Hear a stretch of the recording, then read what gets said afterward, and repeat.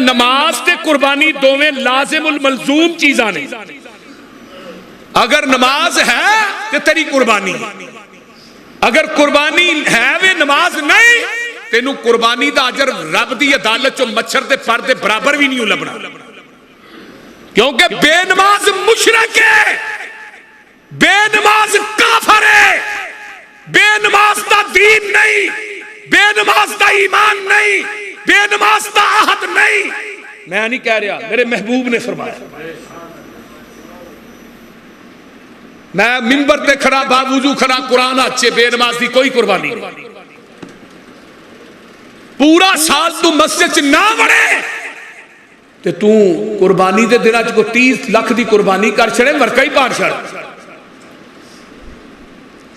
इत्थे लचक कोई नहीं, ना मैं कभी लचक रखी है। शरीयत की जच मेरा प्यो सक्का भी आ जाए मैं उन्होंने भी माफी नहीं दिया,